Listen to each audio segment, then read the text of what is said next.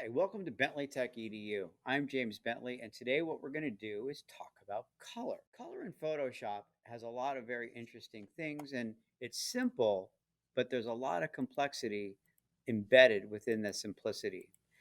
Let's talk about the basics. You've got color swatches, gradients, and patterns.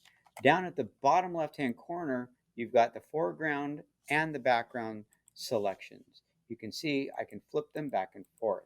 If you want, you can grab a color from here and say, yes, I like it.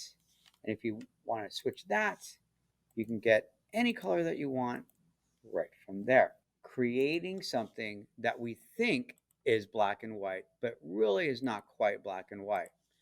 What we'll do is we'll first wink off our background and make a color bar and fill it with an alt backspace with what appears to be a whitish color. Then we'll scoot it over and we will next get kind of a blackish color and do the same thing. If you're looking carefully, you can see that it is white, but it's not quite white. And you can also see that it's black, but not quite black. How do you guarantee that you get the proper color combinations so that you don't make this basic graphical mistake? Well, the answer is very easy. If you click on the pure black and white, you can hit a control backspace for a pure white, an alt backspace for a pure black. And if I was to fill my background with a pure yellow, you would see clearly that the colors are not a true black and true white. The only way to get true blacks and true whites is to actually go. I mean, you'll go right here and you think you got it, but you'll notice it says 61 and 100. Sorry to tell you, but that's not pure white. It's almost pure white. And the same thing is true. You think you got like a pure black. Whoops, no, you don't. It's 101, 1, and 2. Not even close. Okay, so just to clarify, the only way to get a true black and white is to press down here to guarantee 100% that you get a great color. What I'm going to do is throw these two away. That's the black and white scenario. Trust me, it happens all the time in graphics. The graphic designer didn't do it correctly. Swatches. I love the swatches. I do have issues with color selecting. Sometimes I call things by the wrong name. If I'm in RGB, I know that's red. Every single time that's going to be red. If I choose like a yellow, guaranteed it's going to be yellow. You can always tell because the color combinations are always going to be exactly what you would imagine. So red is 100 and 100 and 0.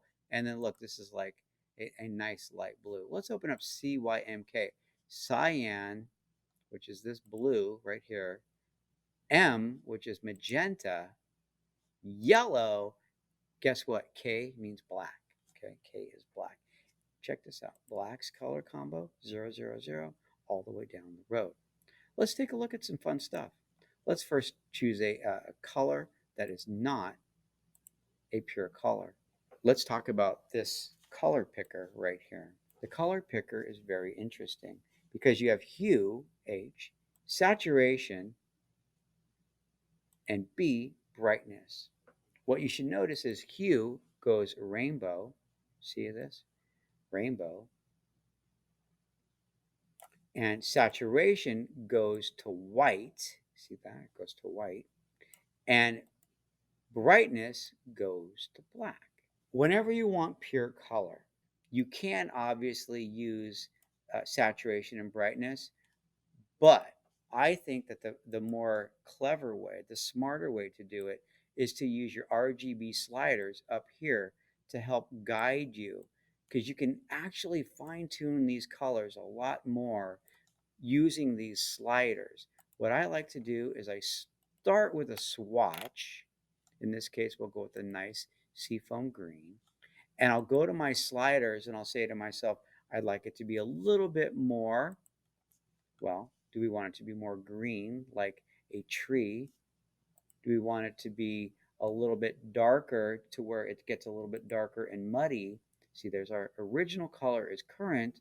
There's the new color. You can see it's gotten a lot darker, but in my opinion, it got a little bit muddy. Color is interesting. It's very complex. I would tell anybody who's interested in mastering color to work at it again and again.